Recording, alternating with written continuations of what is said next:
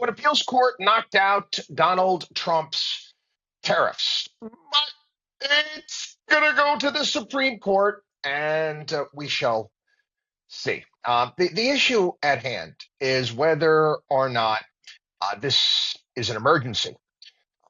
Donald Trump he likes to use emergency powers, and he basically his argument is that because of fentanyl, he has the right to put on all of these tariffs. Now, I'm going to ask you a quick question. Is it an emergency? An emergency that he puts tariffs on kettlebells, barbells, flatware? Uh, I don't know. It seems to me it's going to be a bit of a stretch. However, again, every single court so far has knocked down his tariffs and his emergency powers, but we shall see in the Supreme Court. It's interesting. A couple articles out today, actually talking about specific tariffs on specific items, because he's basically going line by line by line and saying, hey, listen, we're whacking this product. We're not going to whack that product. We're going to whack this product. Story about it, again, interesting. A flatware maker used to be the country's largest flatware maker, upstate New York.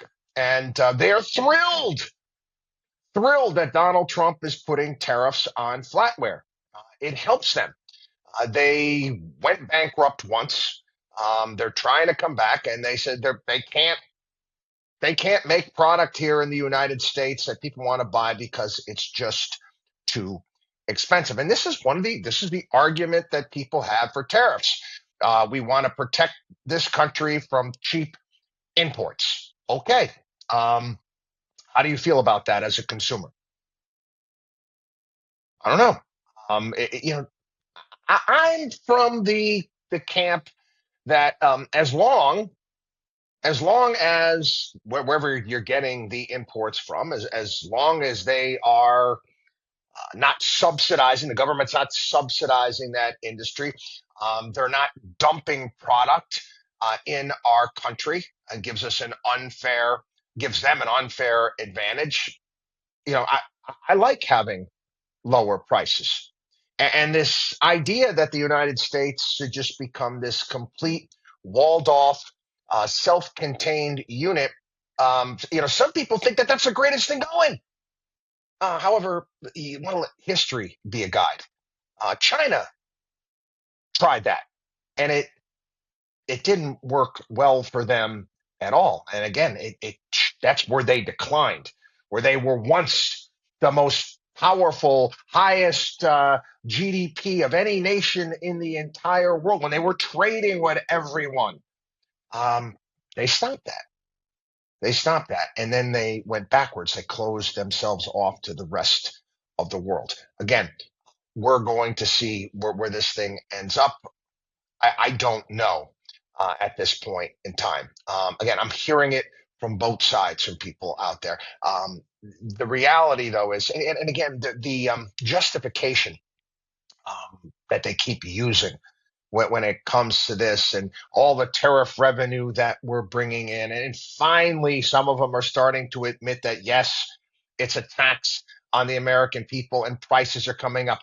More and more companies coming out and saying, yes, we are going to raise our prices. And again, if you speak to any of the executives at these companies, yeah, they're doing it little by little. They're doing it little by little, but you're going to be paying more.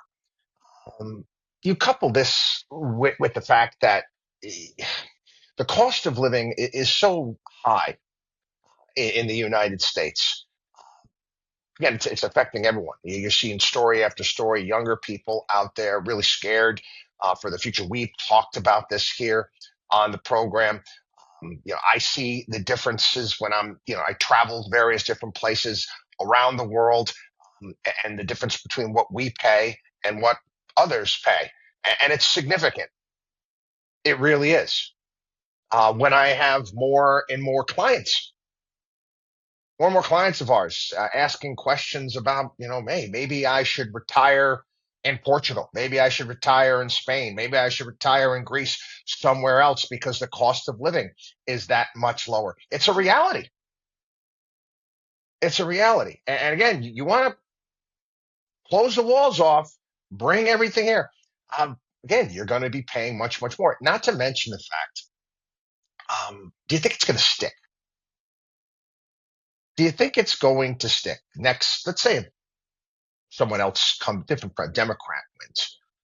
I don't know. Maybe they will. Maybe they like all of this tax revenue because that's what it is coming into the federal treasury. And we're again being gaslighted by the current administration, talking about how fantastic this is and it's great for the finances of the United States. Yet you take a look at our budget deficits that continue to grow. They're not doing anything when it comes to cutting spending. Little to nothing as far as I'm concerned, as far as I can see. I mean, again, you are what your record says you are. You can take a look at the numbers as much as I can take a look at the numbers. How will Congress react to this? Again, we're getting back, Congress coming back into session. And I'm sure Donald Trump is going to be, making a lot of phone calls saying, hey, listen, these tariffs get put away. We're going to need to do this through Congress the way it should have been done in the first place. I don't see it. I don't see it happening. I don't see it flying at all. I don't think you're going to get Congress to get on board with this. You won't have enough people to go along with it. Certainly, as it's being applied right now, where it's haphazard, where you're picking and choosing winners and losers. Again, we're supposed to be equal under the law here in the United States. Go back to Liberation Day. Yeah, I know I've discussed this before here on the program. Back at Liberation Day, beginning of the speech, it looked like it was going to be 10%, 10 or 15%, I remember exactly, across the board. And the financial markets had a big sigh of relief. They were thrilled with that. Okay, we're going to get tariffs, but at least you know what they are. It's going to make sense. And markets went through the roof. As soon as he came up with that ridiculous chart and all these reciprocal tariffs, many of them are not even reciprocal at this point in time. I don't understand the tariffs on Brazil. We run a trade surplus with them. That's when things went haywire. And now again, it's piecemeal. It's picking and choosing. I don't see how that's going to hold up in the courts. Watchdog on wallstreet.com.